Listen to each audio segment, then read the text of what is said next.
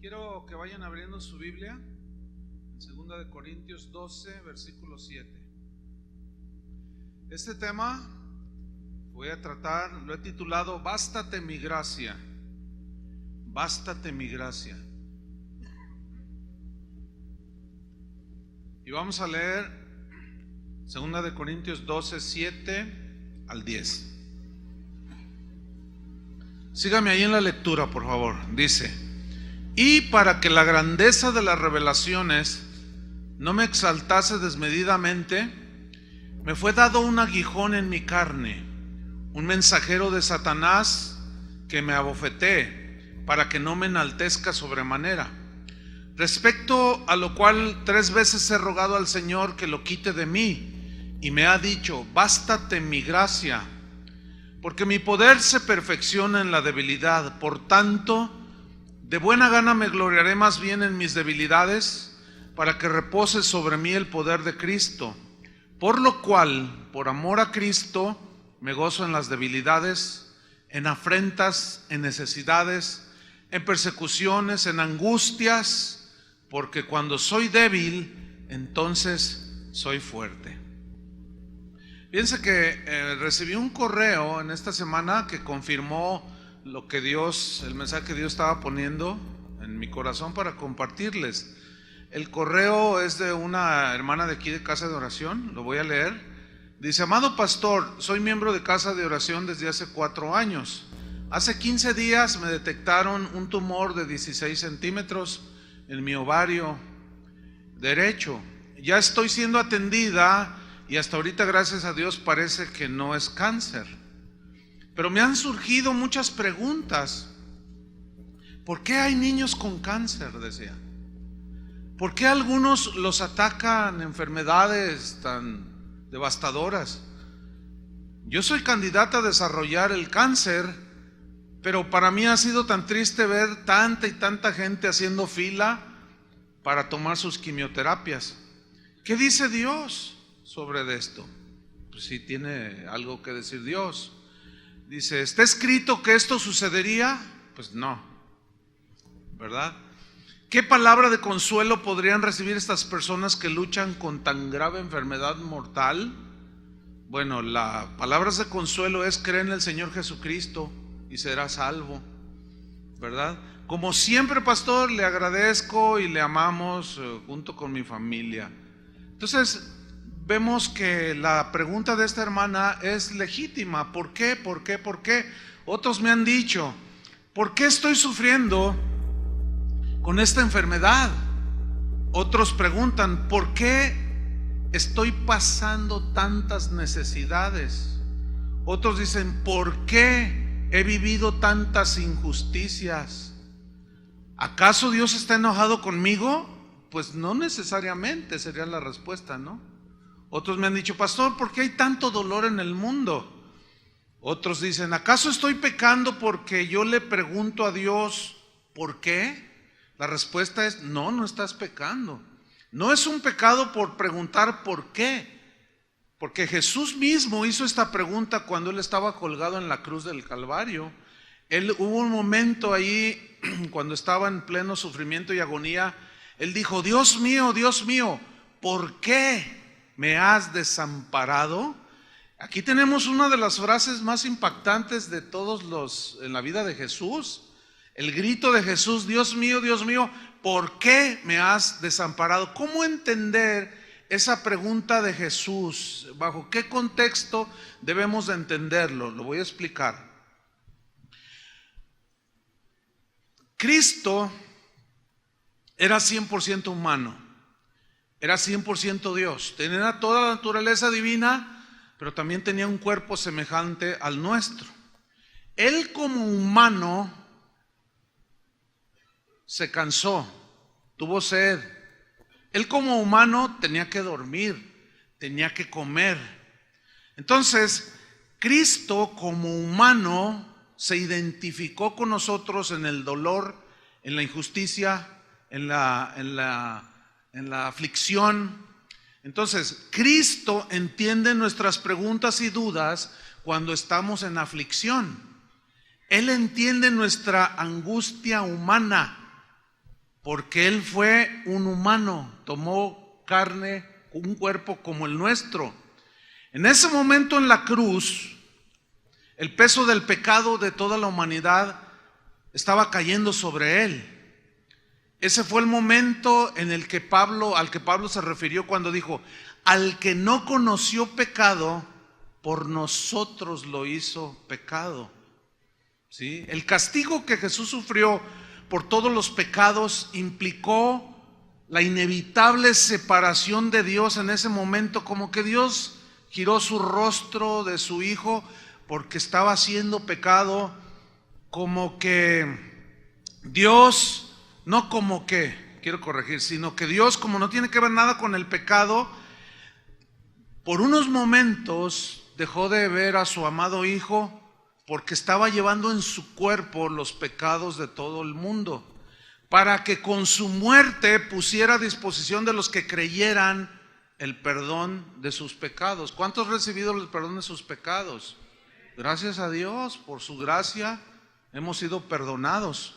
Jesús no sería Jesús si no hubiera experimentado los sufrimientos que todo ser humano experimenta.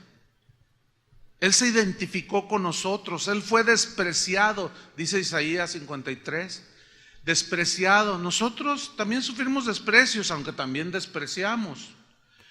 Dice que Él fue despreciado y desechado de los hombres, varón de dolores, experimentado en quebranto. Todo eso es de la naturaleza humana, ¿cierto? Escondimos de Él el rostro, fue menospreciado, no le estimamos. Él fue molido por nuestros pecados.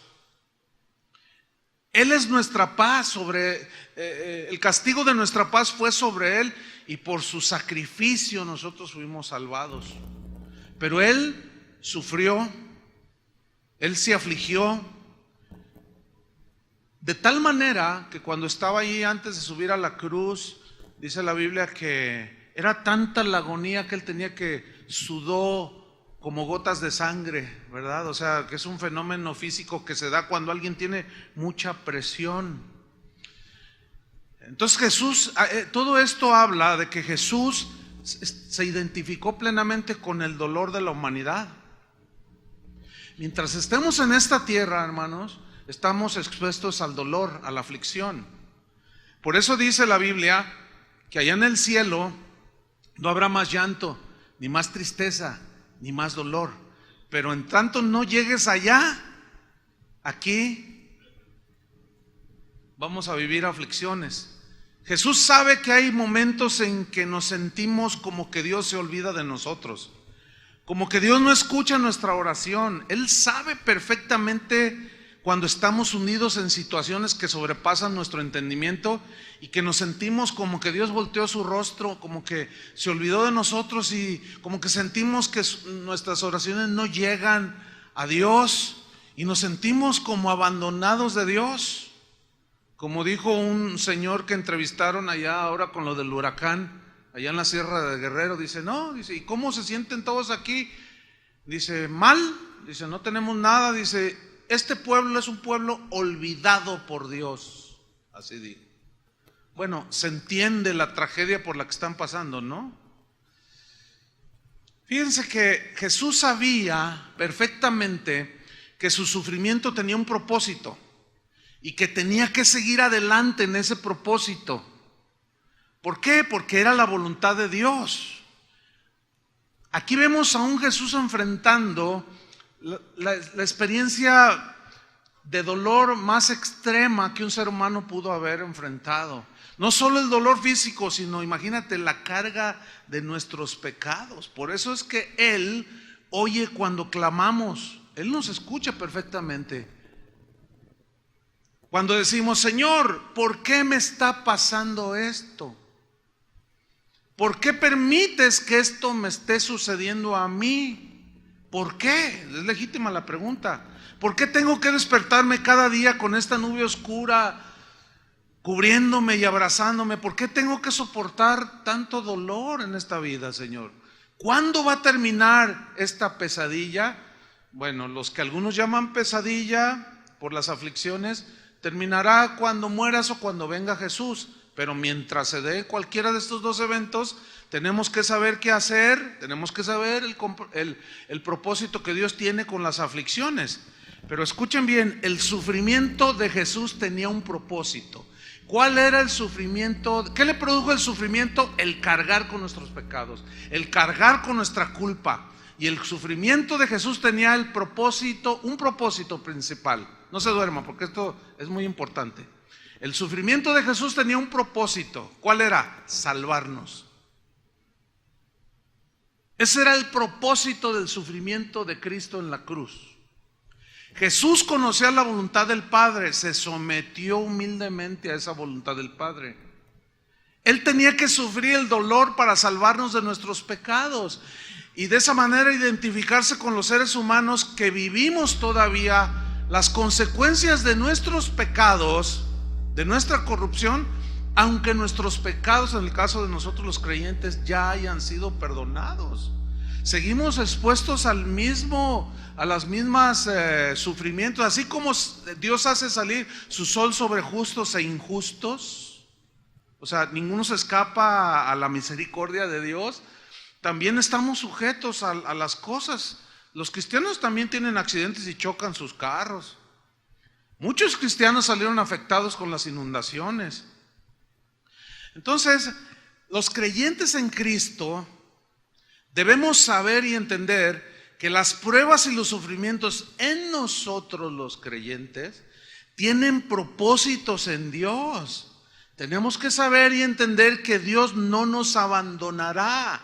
¿Por qué? Porque en el caso de nosotros ya nuestros pecados han sido perdonados. Sin embargo, sufrimos, padecemos cosas, dolor, que angustias, que nos afligen, ¿sí? Sin embargo, Él estará con nosotros en medio de las pruebas que nos traen dolor, porque el sufrimiento de nosotros no es para expiar nuestros pecados, eso no es bíblico, ¿sí? Acuérdense que lo que Él pide, lo único que pide es que confiemos en Él. En Juan capítulo 16, búsquelo conmigo, Juan 16, 32 y 33. Ahí Jesús dice algo muy importante. Dice, he aquí la hora viene, y ha venido ya, en que seréis esparcidos cada uno por su lado, y me dejaréis solo. ¿Qué está experimentando Jesús ahí? La soledad. Soledad. ¿Te has sentido solo alguna vez? Jesús también estuvo solo, se sintió solo. Pero mira el contraste, que es de lo que tenemos que aprender. Me dejaréis solo, mas no estoy solo, porque el Padre está conmigo. En realidad, como Dios, Él nunca perdió su divinidad en la cruz, ¿entienden? Como humano cargó nuestros pecados porque nosotros merecíamos ese castigo. Pero ¿se acuerdan cuando Jesús dijo, he aquí yo estoy con vosotros nada más 10 días al mes? ¿Así dijo? Todos los días hasta el fin del mundo. Es decir, que ahora nuestras aflicciones y sufrimientos, Dios promete estar ahí, aunque nosotros sintamos como que no está ahí, como que nos abandonó, como que no nos escucha. Pero de eso se trata el mensaje, de hacernos entender que nos basta la gracia de Dios en medio, que nos capacita para enfrentar las aflicciones de la vida. Ahora fíjate el versículo 33. Dice, estas cosas os he hablado. O sea, ustedes me van a dejar solo, pero el Padre está conmigo. Pero Él está hablando de su sacrificio que en unos pocos instantes después iba Él a sufrir. Dice, estas cosas les he hablado para que en mí tengáis paz. En el mundo tendréis aflicciones. Noten que Jesús está asegurándonos que mientras estemos en el mundo, ¿qué vamos a tener? Ok, todos los cristianos tenemos que armar nuestra mente de este pensamiento.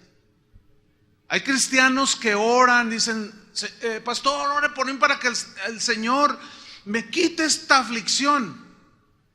Es que es difícil hacer esa oración, por lo que ahorita vamos a aprender.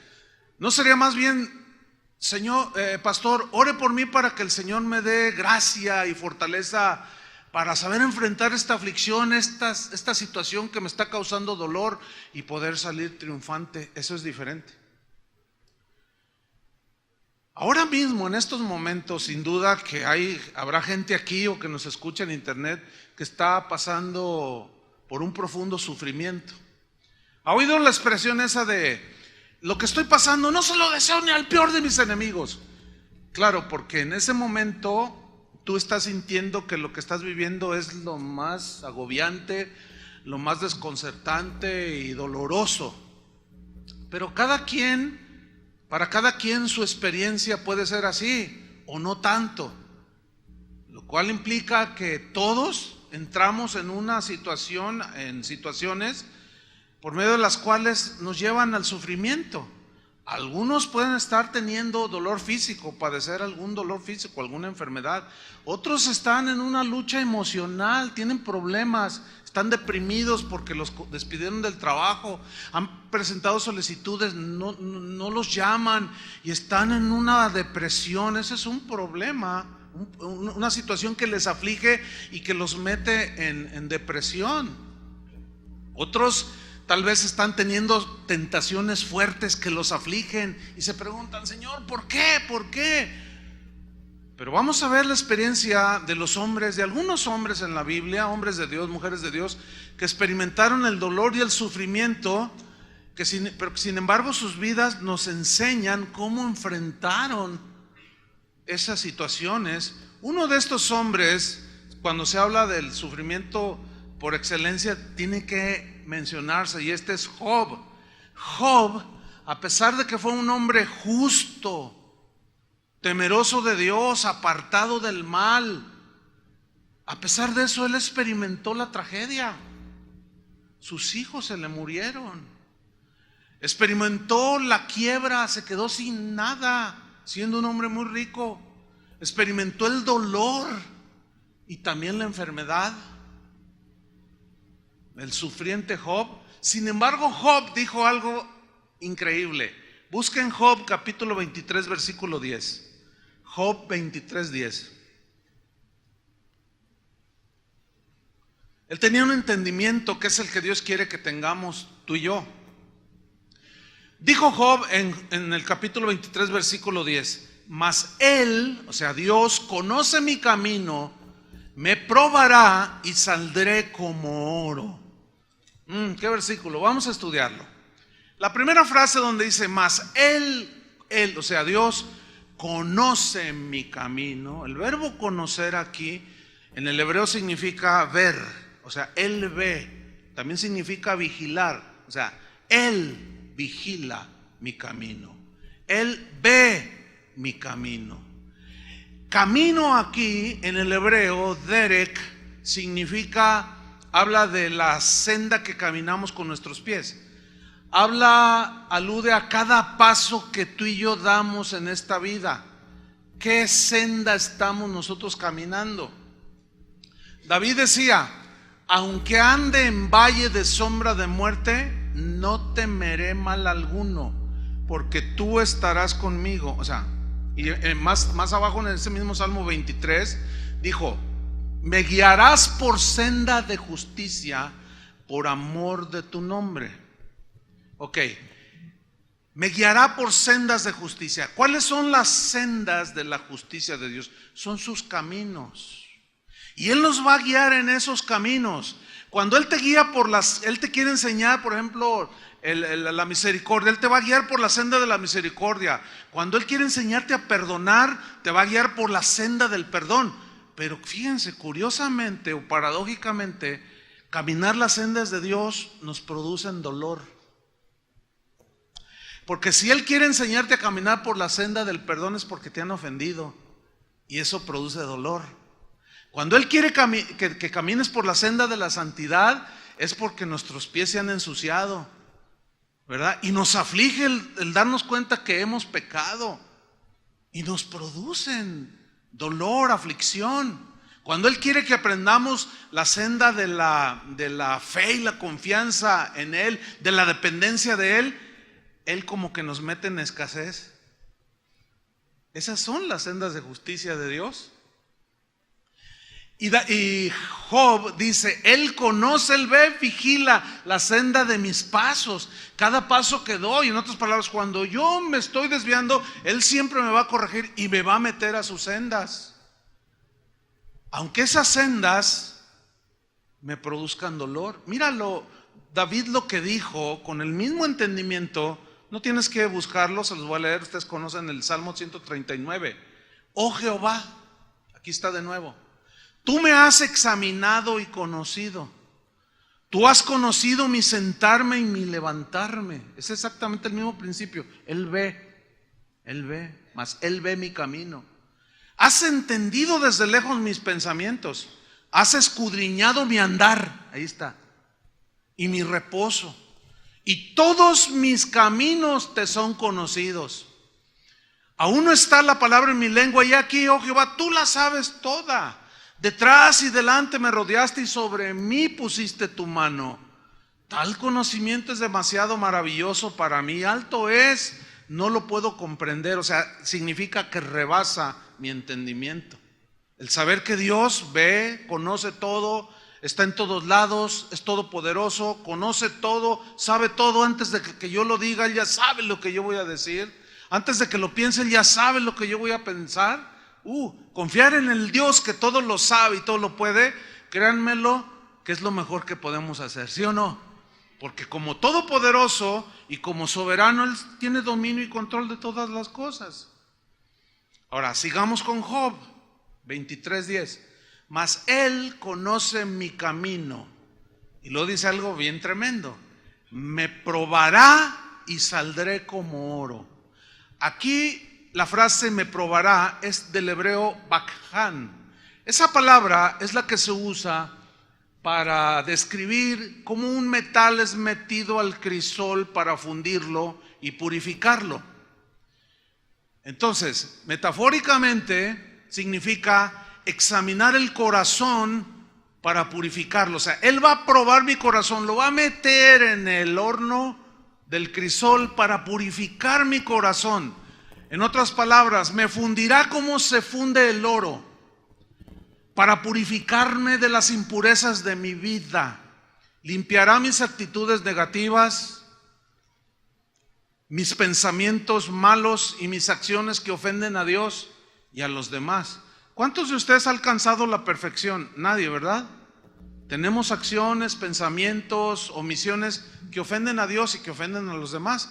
Bueno, Dios va a purificarnos para ir dejando esas cosas. El problema aquí es que la purificación produce un dolor, una aflicción y, ¿por qué no decirlo?, hasta un sufrimiento.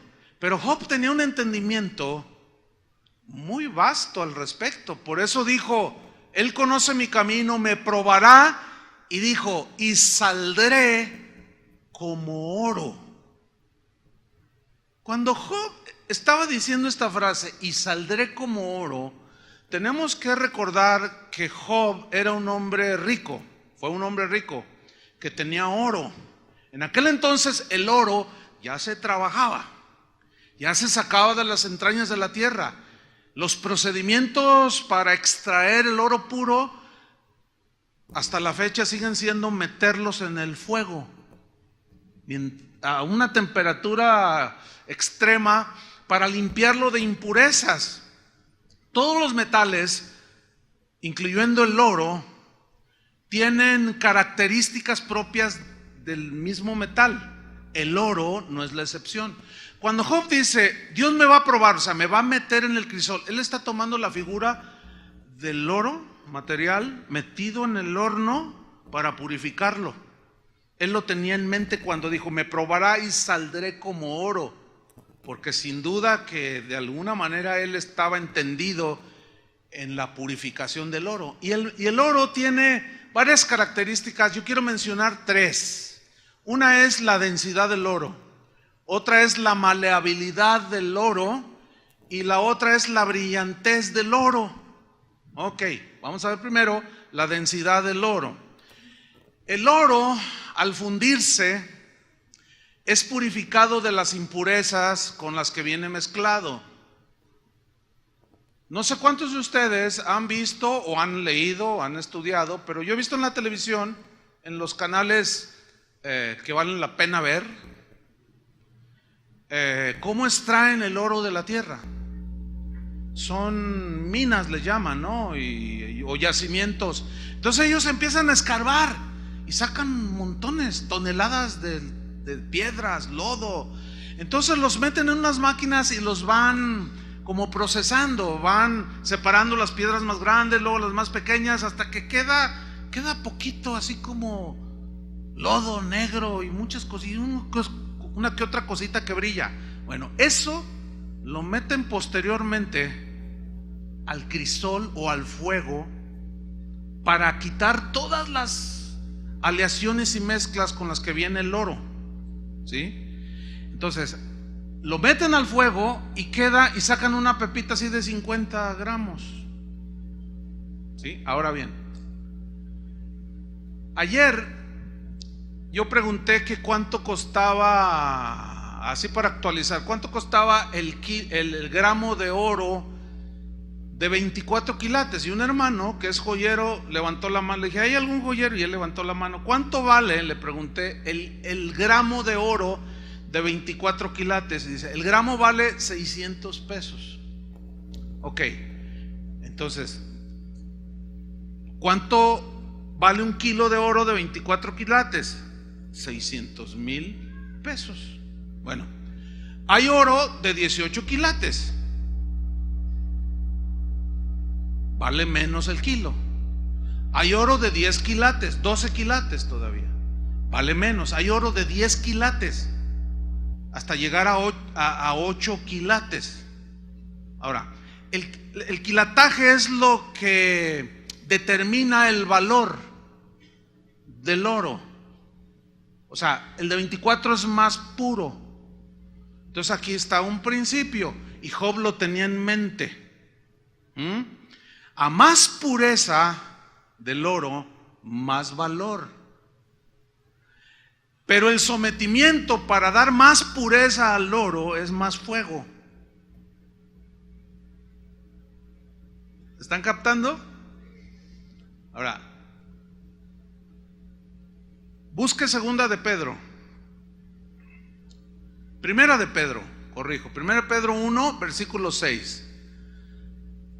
Porque aquí Pedro compara la pureza de la fe que es metida al crisol con el oro.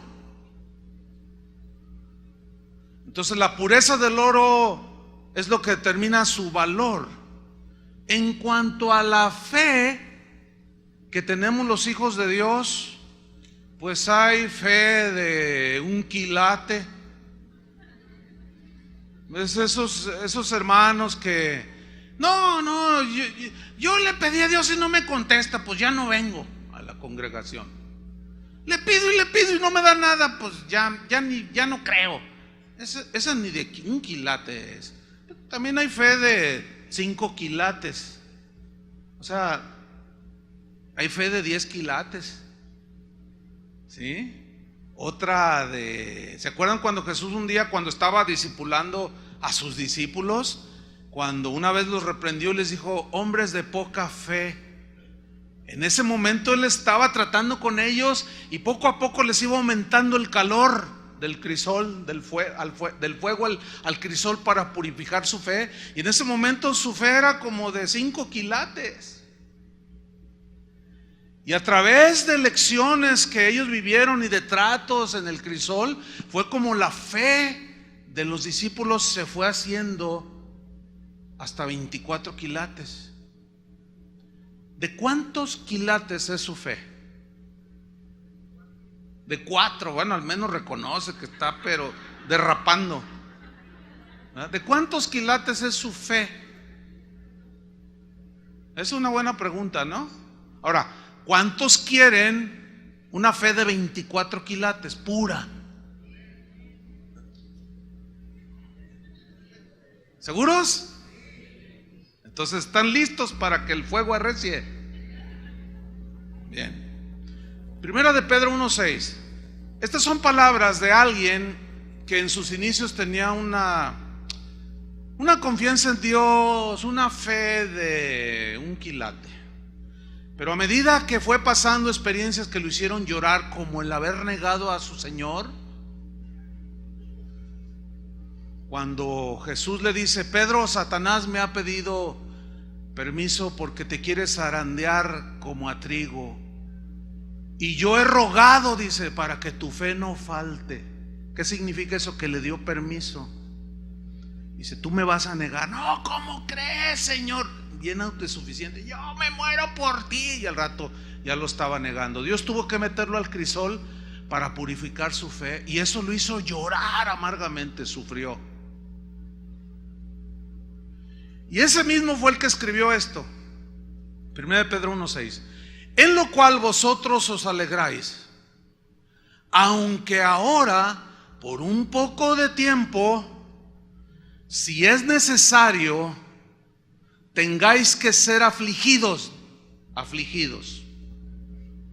Esto en el griego implica angustia, estrechez, dolor, en diversas pruebas. Pruebas aquí se refiere meter en el crisol que purifica. Ahora, aquí, ¿qué es lo que el Señor va a purificar? El versículo 7 nos lo aclara: para que sometida a prueba vuestra fe. Ahí está. Ahora, aquí la primera frase, sometida a prueba. La palabra prueba en el griego significa meter al crisol. Eso significa prueba aquí. Y es un símbolo de método o forma de purificación del metal. En el caso de los cristianos, significa pasar por el crisol, es purificación de todas las cosas que traemos ahí mezcladas. Todo aquello que no debe formar parte de nuestra vida. Para que sometida a prueba vuestra fe. ¿Qué es fe? La respuesta estricta es plena y total confianza en Dios. Eso es fe. ¿Qué es lo que va a meter al crisol el Señor? Nuestra confianza en Él. Porque es lo que va a determinar la manera en que la fe es la que va a determinar la manera que vamos a enfrentarnos en medio de la aflicción, del dolor, de la prueba. Si tu fe, mientras más pura sea, es más sólida, ¿entienden? Por eso es que dice aquí Pedro: para que sometida, pasada por el crisol purificador, vuestra fe, y luego hace el contraste, mucho más preciosa que el oro. ¿Ven cómo hace mención de la fe como algo mucho más precioso que el oro? Ahora, aquí la palabra preciosa en el griego significa valiosa. Entonces allí cobra más sentido. Para que vuestra fe, mucho más valiosa que el oro. ¿Cuántos quieren 1 kilo de oro? De 24 quilates. Sean sinceros. ¿Cuántos quieren 10 kilos de oro de 24 quilates? 6 millones de pesos. Mira, hasta gritan. ¿Cuántos quieren fe de 24 quilates? ¿Qué es más precioso? ¿La fe o el oro? Tú puedes tener 10 kilos de oro de 24 quilates y tener fe de 1 quilate. Y Pedro dice: no, mis amados, yo tenía de 1 quilate, yo tenía una fe pero pobrísima, pero Dios trató conmigo y yo entendí que Él somete a prueba nuestra vida, prueba nuestra fe, o la fe que decimos tener en el Señor. Y la prueba de mi fe, estoy hablando por Él, sintetizando, las pruebas que Dios puso de mi fe me enseñaron y purificaron mi vida y me hicieron confiar plenamente en el Señor. El asunto es que tenemos, en el versículo anterior dijo: tengáis que ser afligidos. en diversas pruebas. La frase diversas pruebas significa multicolor en el griego. O sea, pruebas de todos colores y sabores. Algunos de una manera, otros de otra. Algunos los prueba cesándoles un poco el trabajo, haciendo que su negocio en el cuestión de las finanzas, que su negocio esté ahí como estancado y que los maestros se manifiesten para que no vendas. Entonces tú estás ahí que necesitas vender porque si no tu negocio se va abajo. Y ahí es donde Dios puede estar probando tu fe. ¿Entiendes? Y de diversas maneras. Otros con una situación de conflicto en la familia. Otros con tentaciones diversas y multiformes formas, de múltiples colores de pruebas.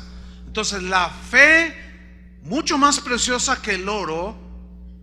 Sigo allí en el versículo 7. El cual, oro, aunque perecedero, se prueba con fuego. O sea, se purifica con fuego. Ahora dice, sea hallada tu fe en alabanza. Aquí hallar la fe en alabanza significa, alabanza significa elogiada por Dios. Como la fe de Abraham. La fe de Abraham fue una fe notable. Él le creía lo que Dios le decía. Así como ves las estrellas, las innumerables estrellas del cielo, así va a ser tu descendencia. Y él le creía. Una fe notable, ¿no es cierto? Una fe elogiada por Dios. Y esa fe lo justificó, dice la Biblia. Entonces dice que vuestra fe, mucho más preciosa que el oro, el cual aunque perecedero se prueba con fuego, sea hallada tu fe en alabanza, número 1. Número 2, en gloria. Aquí gloria significa en buena estima, en buena opinión, delante de Dios el Padre. O sea que Dios va a trabajar como trabajó en Pedro. ¿Se fijan cómo él fue creciendo en fe en su vida? Lo vemos desde los evangelios. ¿Se acuerdan cuando Jesús se acercó a ellos caminando sobre el mar y él dijo: Señor, si eres tú, manda que yo vaya hacia ti? Y Jesús le dice: ven. Y él se bajó de la barca y empezó a caminar sobre el agua. Qué tremendo, ¿no? Vaya que se necesita fe para hacer eso, ¿no? Pero dice que de pronto pues empezó a ver a su alrededor que estaban las olas tremendas y puso sus ojos en las circunstancias y se empezó a hundir y clamó: Señor, sálvame. ¿Y qué hizo Jesús? ¿Que tu fe te salve? No. Le estaba dando lecciones de fe, pero lo abandonó. Ahí está el punto. Dios nos dará lecciones de fe, pero nunca nos va a abandonar. Dios va a permitir que lleguemos al límite, pero nunca va a llegar tarde.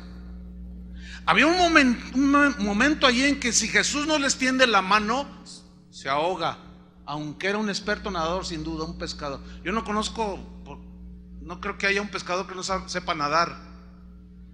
Pero el asunto es que aunque sepa nadar, cuando el mar está embravecido, no hay quien lo pueda resistir. Los nadadores más prodigiosos que se han encontrado en una situación así, muchos se han ahogado. ¿Y qué hizo Jesús? Lo agarró de la mano y lo levantó. Y volvieron los dos a la barca, o sea, volvió a caminar. Pero en otro episodio, cuando está la barca así queriéndose hundir: Señor, sálvanos que perecemos. Y se levanta Jesús y dice: todos calmados, calladitos se ven más bonitos. Tú, viento, mar, calladitos se ven más bonitos. Y todo se acalló. Y luego voltea y dice: ¿dónde está vuestra fe? Ay, toda la vida se la pasaron, porque el Señor los estaba enseñando. El Señor te está enseñando, nos está enseñando, está purificando nuestra fe, aunque eso nos trae aflicción. ¿Están entendiendo? Entonces nuestra fe es más valiosa que el oro, pero tiene que ser purificada así como el oro. Y Job tenía en su mente perfectamente claro cuando dijo: me probará y saldré como el oro. Pero así como yo meto en el crisol el oro y sé cuando está puro, así también sé que mi fe Fue probada, está siendo probada y será probada. Como aquel hombre que estaba, aquel artesano de la plata que estaba metiendo en el crisol la plata para purificarla y luego la dejaba que secara un poco y miraba allí y hacía esto. Y estaba allí alguien novato en el oficio. Entonces le decía: oiga, maestro, ¿le podría yo preguntar por qué mete el oro y luego lo saca y luego como que ¿cuándo sabe que ya está listo? Dice: cuando mi rostro se refleja en la plata, ahí es cuando está listo. Cuando está todo borroso así, no, todavía le falta purificación. Entonces es lo que hace el Señor. A ver, ¿te pareces a mí? No. Y luego lo saca y trata de verse, o sea, que nosotros reflejemos la imagen de Jesús. Y si no, este está muy borroso.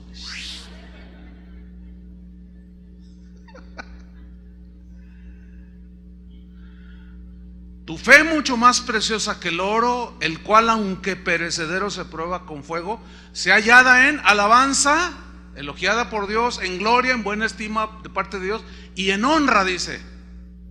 Honra significa valor inestimable, o sea, ya un valor incalculable.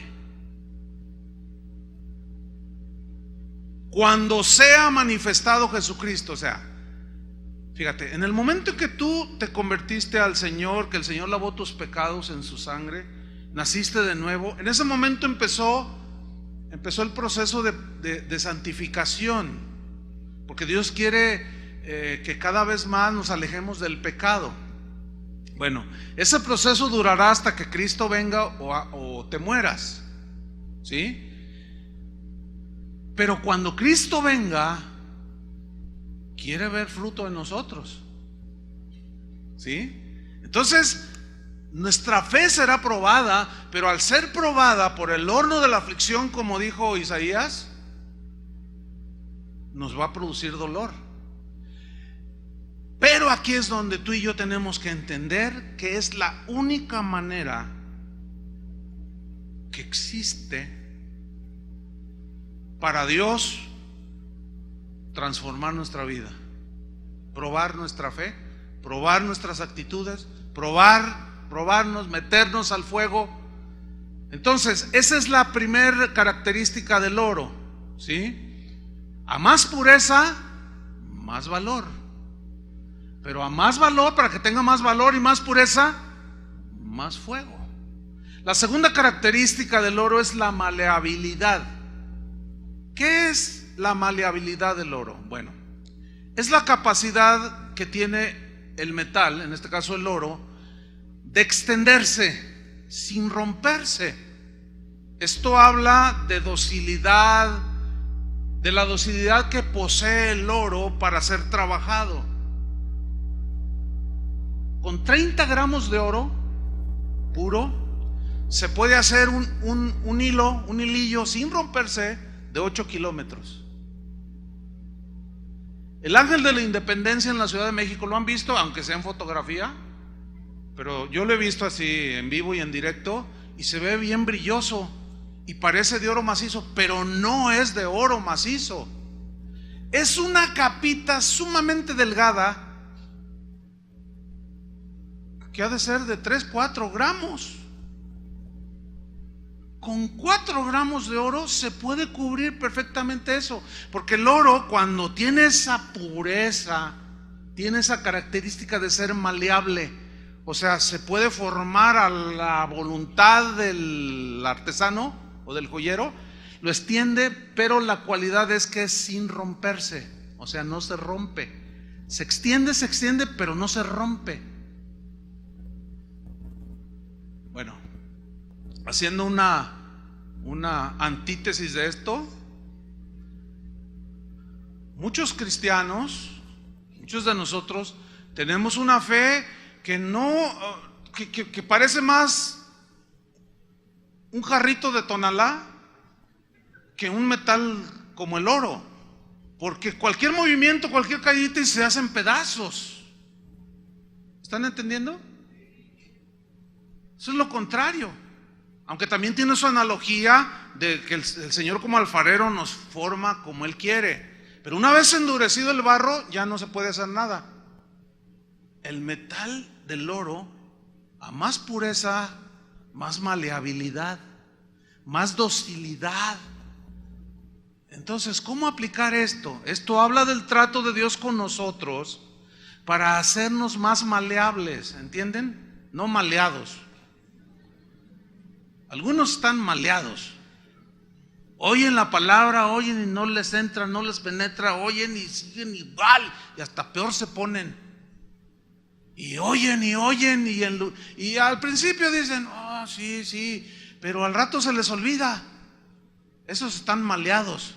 Algo ha pasado allí. No, el cristiano nacido de nuevo, el cristiano, el verdadero hijo de Dios, no se escapa de la purificación, porque el Señor quiere hacernos cada día más dóciles para hacer su voluntad. ¿Se acuerdan de Jesús? Yo no hago mi voluntad, sino la tuya, Padre. El hacer tu voluntad, Dios mío, me ha agradado, aunque al hacer su voluntad le produjo mucho dolor. Pero Él nunca se rebeló al Padre. No hay nada como un cristiano maleable, dócil al trato de Dios, al mandato de Dios, a la formación de Dios. No hay nada que glorifique más como un cristiano así. Ahora, para llegar a ese quilataje, pues se necesita el trato de Dios, ¿sí o no? Que es el artesano de artesanos, el joyero de joyeros. ¿Cuántos hombres en la Biblia fueron tratados por Dios? Moisés. Oye, escuche, allí en la corte del faraón, heredero legítimo al trono, aunque haya sido por adopción, pero era heredero legítimo al trono. Tenía todo el dinero del mundo, toda la fama, todo lo que él quería, y Dios lo llama para sacar a Israel de la esclavitud, y él quiso hacerlo en su fuerza, y vio a un egipcio que estaba maltratando a un hebreo y fue y lo mató. Y Dios le dijo, así no, y tuvo que huir al desierto. ¿Cuántos años duró en el desierto? 40. ¿Qué hay en el desierto? Miren, no hay McDonald's, no hay 7-Eleven, no hay nada, no hay nada. Cuando alguna que otra cosa. 40 años. ¿Ustedes creen que eso no le produjo humillación? ¿Qué hizo Dios en esos 40 años? 40 años preparándolo para un día pararse ante Faraón y decir, deja ir a mi pueblo. 40 años preparándolo para aguantar todas las murmuraciones del pueblo. Tenía que ser alguien bien sólido para aguantar a ese montón de rebeldes. ¿Me están siguiendo? Por eso cuando alguien dice, yo quiero ser pastor, está bien, buena obra desea. ¿Sí? Pero ¿qué me dicen de alguien que tiene 6 meses ya es pastor? Pues, o sea, ¿cuál fe? ¿Cuál formación? ¿Cuál que nada? No, eso es un proceso. Una vez que Dios te llama, si es que te llama para servirle en alguna tarea específica, te empieza a preparar. Es clásico. Pregúntenle a cualquier pastor que el Señor llamó y en sus primeros años cómo nos mete por el crisol para que confiemos que Él es el que suple, no los políticos que nomás te ofrecen ladrillos. Él dice, si tú confías en mí, yo te voy a dar todo lo que necesitas, pero para aprender a confiar en Dios te tiene que meter en la posición donde no hay nada, para que aprendas a confiar. Y yo les puedo contar muchas experiencias de ese trato con Dios, y en todas las áreas, y todavía sigue tratando. Ese proceso nunca va a terminar en la vida, pero en realidad fue notable la vida de Moisés. Dios dijo, este es un hombre fiel, no hay hombre fiel como él en mi casa. A Moisés le dijo, mira, vas a hacer el tabernáculo conforme al modelo que se te ha mostrado en el monte.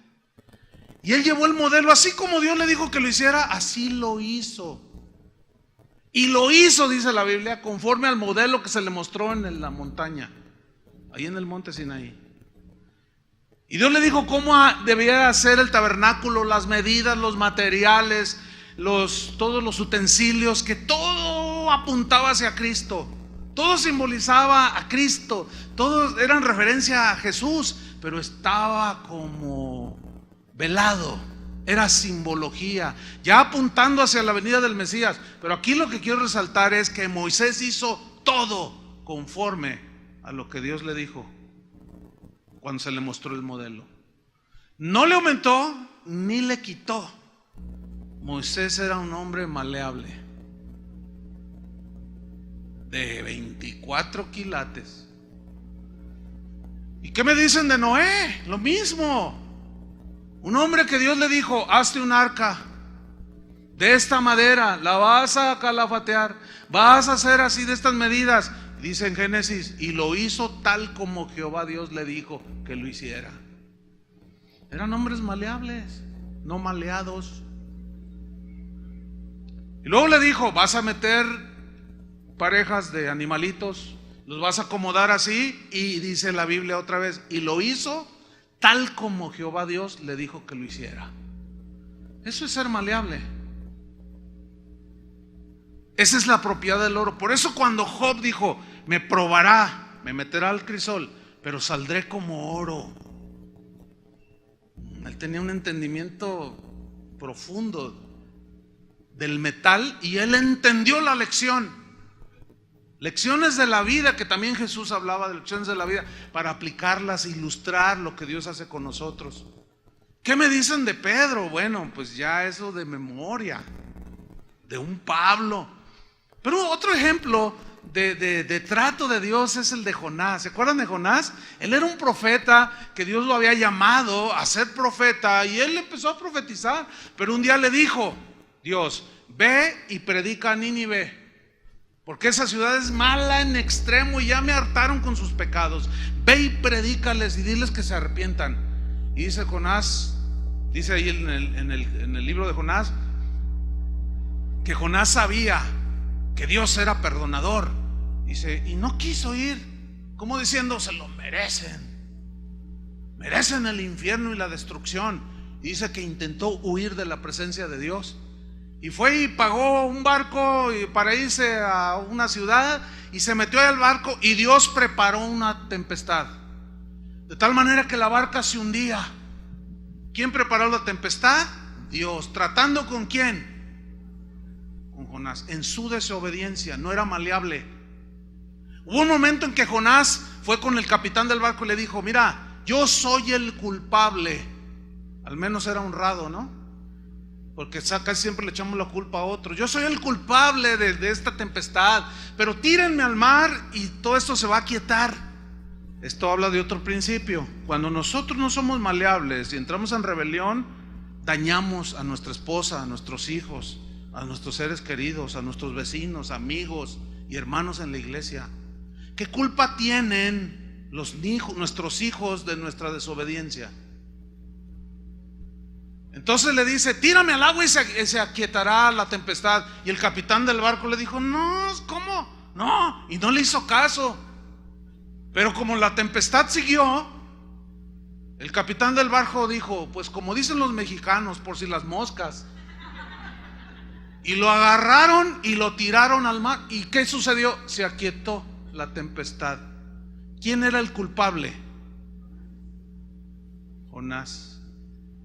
Muchos tienen tempestad porque no son maleables, son desobedientes, pero la están llevando los inocentes.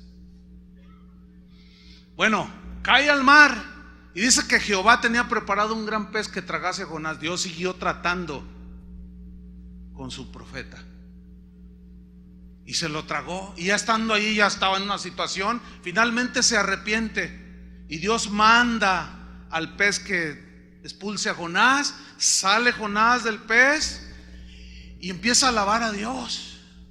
Oh Señor, y se regocija. Y luego le pregunta al Señor: Señor, ¿qué quieres que yo haga? Y Dios le dice: ve y predícale a Nínive, aquella gran ciudad y pregona contra ella.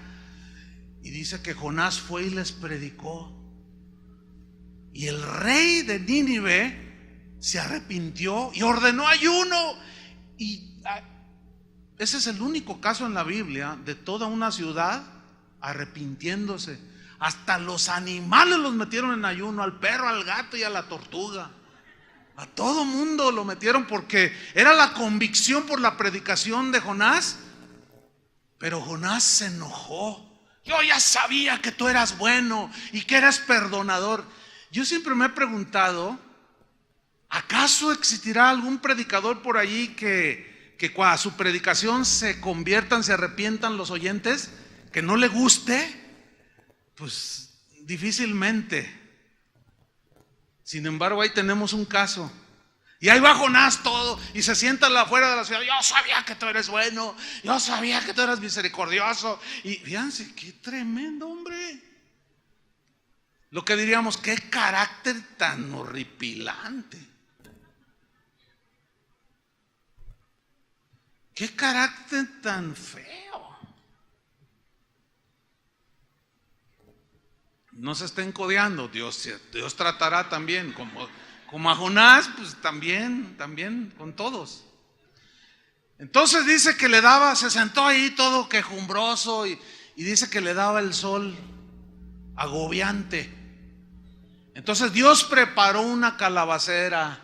Fíjate, la idea es esta, que creció rápido y le dio sombra y descansaba Jonás del calor del sol. Dice, pero Jehová preparó un gusano que tragara la raíz de la calabacera y se secó. Híjole. Qué increíble, ¿no? El trato de Dios. Entonces Jonás reacciona y dice, no, ¿cómo es posible? Ay, la calabacera se secó. Entonces Dios le dice, tú tienes lástima por la calabacera y no había yo de tener misericordia por 120 personas ahí junto con los animales y toda la ciudad. Dios le estaba dando una lección. Quería que fuera misericordioso como él. Lo estaba formando, lo estaba haciendo maleable. La tercera es la brillantez del oro. Esto habla de la obra de Dios en los creyentes. El oro cuando es puro brilla. Yo tengo aquí mi argolla de 35 años de casado. Nunca me la he quitado, es la misma, es la original. Ahí está, siempre no pierde brillo. Pero saben que estaba yo leyendo algo sobre precisamente el metal y decían, para que el oro, sus joyas de oro, sus anillos mantengan el brillo, dice, no lo exponga a agentes químicos, no les ponga al polvo, el mismo sudor y cosas que agarramos en la mano, el caso de un anillo, tienden a opacar un poco el brillo. No pierde su valor la joya, pero todo eso simboliza el polvo, otros agentes químicos, otras cosas que opacan un poco el brillo de la joya. Hablan, podemos decirlo así, de las cosas que permitimos nosotros que van opacando el brillo en nuestra vida. ¿Están entendiendo? Mira lo que dice la Biblia en Filipenses 2:13. Filipenses 2:13 dice, porque Dios es el que en vosotros produce así el querer como el hacer por su buena voluntad. Haced todo sin murmuraciones y contiendas, para que seáis irreprensibles y sencillos, hijos de Dios sin mancha, en medio de una generación maligna y perversa, en medio de la cual resplandecéis como luminares en el mundo. En otra versión dice el versículo 15, así como hijos de Dios, limpios y sin falta, viviendo entre gente perversa y mala, de esa forma brillarán entre ellos como las estrellas brillan en la oscuridad. En otras palabras, algo que brilla siempre llama la atención, ¿no? el brillo es la gloria de Dios. ¿Entienden? En la vida del cristiano. Por eso dan las instrucciones de que después que de un tiempo prudente tú limpies con un paño especial los metales. También se raya, el oro se raya al tener roces con otros metales, también se pule. ¿Sí? Entonces todo eso simboliza, todo eso Job lo sabía. También sabía que el oro había que pulirlo de cuando en cuando. Y la Biblia dice, si confesamos nuestros pecados, Él es fiel y justo para perdonarnos y limpiarnos de toda maldad. Otra vez nos pule. Cuando pecamos y confesamos nuestros pecados, Él nos limpia y vuelve a salir el brillo, la paz de Cristo en el corazón, y empiezas a reflejar. ¿Están conmigo? Pero vámonos sobre la historia bíblica final que ilustra este mensaje. El apóstol Pablo. Abran su Biblia en 2 de Corintios 12:1, que fueron nuestros textos que tomamos. El apóstol Pablo nos dice que su vida fue un ejemplo de cómo debemos tratar y cómo debemos enfrentar las aflicciones, como él las tuvo. Y él nos da principios aquí en esta experiencia que él tuvo. 2 de Corintios 12:1 dice así: ciertamente no me conviene gloriarme, porque no es conveniente andar presumiendo. No es conveniente, no es para un hijo de Dios. Pero dice, vendré a las visiones y a las revelaciones del Señor. ¿Por qué digo esto? Porque falsos apóstoles andaban diciendo que Pablo no tenía visiones extraordinarias. Y dijo, no me conviene hacerlo, pero tengo que hacerlo. Versículo 2. Conozco a un hombre en Cristo que hace 14 años, ¿cuántos? 14 años, nunca había contado su testirollo. Porque contar su experiencia personal no es el evangelio, hermanos. Cuando alguien en un púlpito sustituye el testimonio personal por la palabra de Dios, es un error. Se puede dar, pero no debe ser el común. Porque mi experiencia personal no es la palabra de Dios. Yo les puedo contar innumerables experiencias con Dios que he tenido, de milagros extraordinarios, de experiencias espirituales fuertes, pero eso no es el evangelio. Pablo pasaron 14 años y nunca había contado lo que cuenta aquí. Conozco a un hombre en Cristo que hace 14 años, y en el cuerpo no lo sé. Si fuera del cuerpo no lo sé, Dios lo sabe, eso no es importante. Bueno, ese hombre está hablando de él, obviamente. Fue arrebatado hasta el tercer cielo. El concepto de primer, segundo y tercer cielo viene desde los judíos, que es el que los cristianos también, aquí vemos a Pablo creyendo lo mismo. El primer cielo es la atmósfera terrestre, aquí pues la tierra. El segundo es donde está todo el universo, y el tercero es el cielo que no se ve, que es donde está Dios. Bueno, ahí fue arrebatado hasta el tercer cielo, dice. Y conozco al tal hombre, dice, versículo 3. Si en el cuerpo o fuera del cuerpo, no lo sé. Dios lo sabe. O sea, Pablo era tan práctico que decía, ¿qué importa si fue en el cuerpo o fuera del cuerpo? Porque cómo nos peleamos, ¿verdad? Por enseñanzas que... No, que es así, que mira como haya sido, como el ciego aquel. Yo no sé si el que me sanó era pecador o no. Yo solo sé que no veía nada y ahora veo. ¿Y para qué nos andamos con las ramas? Dice Pablo, yo no voy a discutir ni argumentar todo un tratado teológico si fue en el cuerpo o fuera del cuerpo. No lo sé, eso no importa. Dios lo sabe, dice. No es importante eso. Bueno, versículo 4. Que fue arrebatado ¿a dónde? Al paraíso. Wow. Luego dice, donde oyó ese hombre, o sea él, palabras inefables, profundas, que no le es dado al hombre expresar. O en otras palabras, que es difícil encontrar palabras para expresar lo que vi. Yo cuando leo esta historia me pregunto, ¿cómo es posible que a Pablo le dijeran, ni les digas porque no van a entender, y ahora andan muchos por allí dando su testimonio que se los llevó el Señor al cielo, otros que al infierno, puro rollo. Mejor que prediquen el evangelio y dejen las experiencias personales.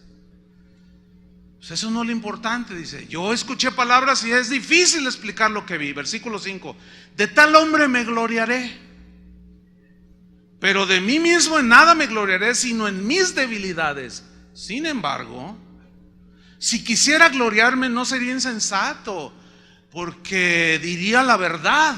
O sea, que sí fue efectivamente arrebatado al paraíso. Pero lo dejo, dice, para que nadie piense en mí más de lo que en mí ve. A él le importaba que la gente viera a Cristo, no que fuera un hombre que se desenvolvía y volaba por todo el universo, como hoy cada testirrollo que hay ahí en los púlpitos. No, hermanos, me salí del cuerpo y empecé a rodear la tierra, y yo flotaba y miraba y ahí se veía el planeta azul. Pues eso lo veo en Discovery.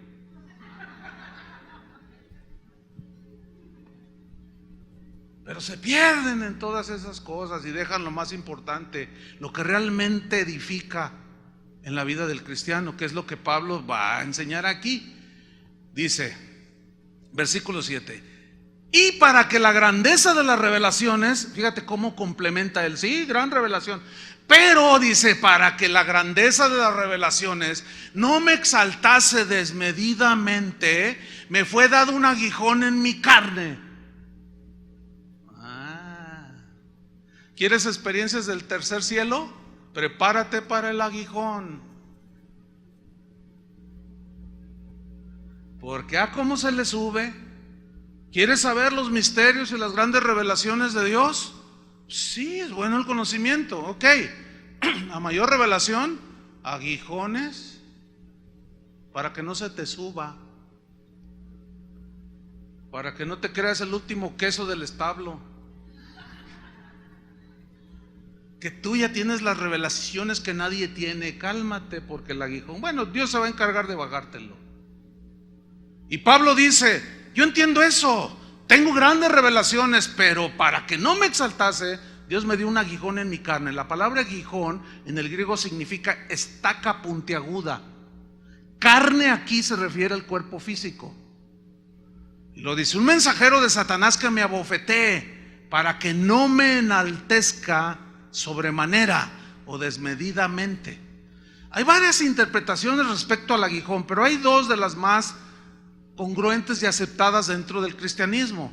Una es de que el aguijón se refiere a las persecuciones, causan dolor, ¿no? En la carne, a hambre, peligros, desvelos, estrechez. Todo esto produce aflicción, ¿cierto? Bien. Otra interpretación es que se refería a una enfermedad física. Yo en lo personal pienso que esto es lo más acercado al significado de aguijón en la carne. Pero la más antigua de las interpretaciones del aguijón de la carne es que Pablo sufría de dolores de cabeza tipo migraña que lo postraban, lo tumbaban. Eso era lo que decían en sus escritos Tertuliano y Jerónimo, de los primeros cristianos de la 2, 3, 4 generación de hombres de Dios, del inicio del cristianismo. Sabemos que Pablo tenía problemas con la vista, porque él dejó unos ahí en Gálatas, y eso podría estar relacionado con los dolores de cabeza. ¿Cuánto? Ya ahora sabemos, cuando alguien manifiesta dolores de cabeza, lo llevan con un oftalmólogo y lo empiezan a revisar. No, es que estás mal, te vamos a adaptar unos lentes. Se los adaptan, ya ve bien y ya se le quitan los dolores de cabeza.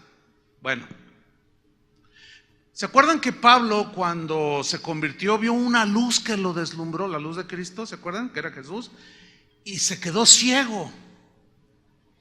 Bueno, hay escritos que mencionan que muy probablemente Pablo no se recuperó del todo, recibió la vista cuando Ananías oró por él. Pero en Gálatas, por ejemplo, Gálatas 4:13, bueno, si lo quieren buscar, yo se los leo, dice: pues vosotros sabéis que a causa de una enfermedad del cuerpo os anuncié el evangelio al principio. Versículo 15. ¿Dónde pues está esa satisfacción que experimentabais? Porque os doy testimonio de que si hubieseis podido, os hubierais sacado vuestros propios ojos para dármelos. La mayoría de los comentaristas bíblicos están de acuerdo en que Pablo padecía una enfermedad del cuerpo que eran sus ojos. Al final, él dice: mirad con cuán grandes letras os escribo. Él siempre dictaba sus cartas, pero las firmaba él. Pero aquí él, la premura de que los falsos maestros estaban contaminando la doctrina cristiana, le hizo él escribir, y como se entiende que él tenía un problema, escribió con grandes letras. Bueno, el problemas en la vista pudieron causar dolores de cabeza muy agudos. Ok. Lo importante aquí, y me voy sobre el final, no es lo que podamos creer nosotros, lo que creamos. Si fueron las persecuciones, si fueron los dolores de cabeza o dolores de la vista o una enfermedad o las persecuciones o la estrechez, no. Eso que es secundario. Lo que importa aquí es el hecho de que Pablo sufría en su cuerpo. En eso nadie tiene ninguna discusión ni interpretación. ¿Estamos de acuerdo? Él sufría, padecía, le dolía. Él tuvo dolor, aflicción, y rogó al Señor. Aquí está, versículo 8. Un aguijón, respecto a lo cual 3 veces he rogado al Señor que lo quite de mí, y me ha dicho: bástate mi gracia. O sea, ¿se lo quitó? No.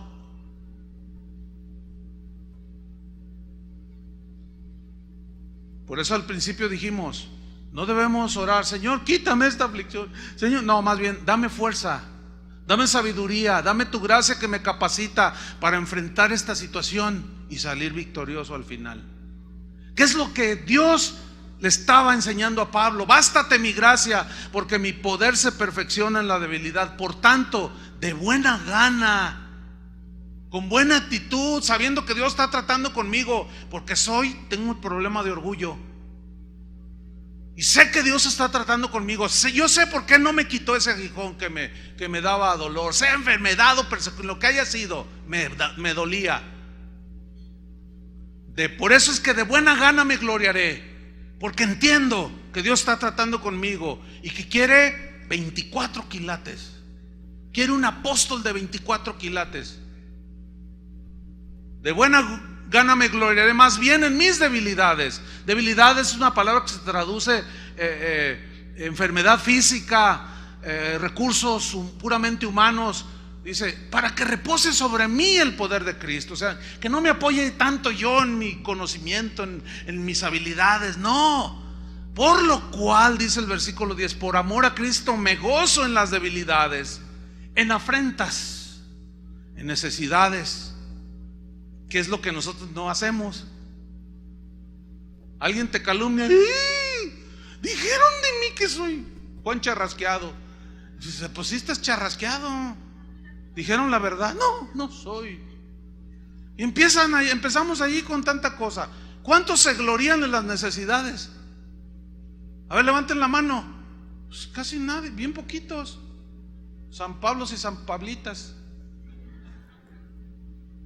Dice: me gozo en las debilidades, me gozo en persecuciones, me gozo en angustias, porque ya entendí que cuando soy débil, entonces soy fuerte. ¿Qué quiere decir esto? Pablo le pidió a Dios que le quitara el aguijón, pero Dios le contestó 3 veces: no. Escúchame, cuando se trata del trato de Dios, por más que ores que te lo quite, no te lo va a quitar. Él quiere enseñarte a enfrentar con su gracia, con su capacidad, con su fuerza y su poder las aflicciones de la vida. ¿Están comprendiendo, hermanos? Dios no le quitó ese aguijón, pero le dio a Pablo las fuerzas para soportarlo. Y así actúa en ocasiones Dios con nosotros. Con Pablo era para que no se le subiera el orgullo. Él necesitaba el aguijón porque necesitaba ser purificado en su carácter. Y él lo entendió. Y a nosotros, ¿por qué permite los aguijones. Dios no le quitó pues el aguijón, pero sí lo capacitó para que pudiera soportarlo y mantenerlo humilde. Y a nosotros, ¿para qué o por qué permite los aguijones que nos hacen sufrir? Llámale escasez, lo que sea. ¿Por qué los permite? Para que aprendamos ¿a qué? A refugiarnos en Él, tal vez. A que Él sea nuestro único refugio, o para que nuestra fe crezca, qué sé yo, o para que aprendamos cierta lección de la vida cristiana, qué sé yo. Pablo sabía el por qué y el para qué. El por qué era, el por qué del aguijón y de las aflicciones, el por qué era para que la grandeza de las revelaciones no me exaltasen desmedidamente. Me fue dado este aguijón. Y el para qué, le dijo, bástate mi gracia. Aquí bastar significa estar contento y satisfecho. Está contento y satisfecho con mi gracia. Porque yo te estoy dando a través de mi gracia el poder para soportar tus debilidades. Por tanto, dice, de buena gana me gloriaré más bien en mis debilidades. ¿Para qué? Para que repose sobre mí el poder de Cristo. En otras palabras, para que no confíe yo en mis habilidades, mis recursos humanos, sino en el poder de la gracia que me capacita para soportar el sufrimiento, las pruebas de la vida, que a la postre, en el caso de Pablo, me van a ayudar a que el orgullo no me desvíe de los caminos del Señor. En el caso de Pablo fue el orgullo. En el caso tuyo, ¿cuál es? ¿O cuáles son? Todos tenemos aflicciones, ¿sí o no? La pregunta es, ¿por qué? Hay un propósito. ¿Para qué? Existe también la respuesta. ¿Entendieron? De una vez por todas este mensaje. Más les vale en este sentido, porque si tú no logras entenderlo o no quieres entenderlo, de todas maneras vas a sufrir. Y como dijo un sabio cristiano, es mejor sufrir con Cristo que sin Cristo, porque con Cristo hay esperanza, hay consuelo, hay abrazo del Padre, hay fuerzas renovadas como las del águila, y sin Cristo hay frustración, hay desesperanza, y el sufrimiento es en vano, porque no lograste entenderlo o no quisiste entenderlo. ¿Cuántos le dan gracias a Dios por su gracia? Que nos baste su gracia. Amén. Oremos. Señor, te damos gracias por tu palabra, que nos instruye, que nos dirige, que nos enseña, pero también nos reprende, nos redarguye, pero a la vez nos lleva por pastos verdes. Aunque a veces andemos en valle de sombra y de muerte, porque tú nos llevas por las sendas de justicia, por amor de tu nombre. Pero aún ahí, tú estarás con nosotros, Señor, porque tú estás formando a Cristo en nosotros. Es a lo que Pablo se refería, Señor, lo entendemos así.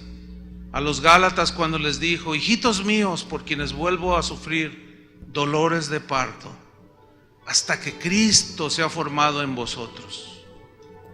Así, Señor, tú no nos dejarás. Si somos tus hijos, seguirás tratando, formando, quebrantando, limando, limpiando nuestras vidas, Señor. Te pido, Padre, que en este entendimiento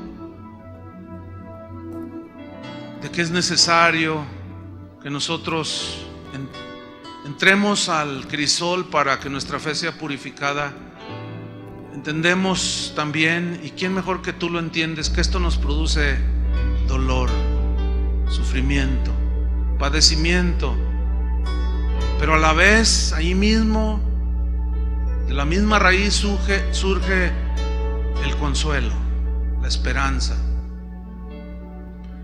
la confianza en ti, Señor, de que tú estás ahí al pendiente.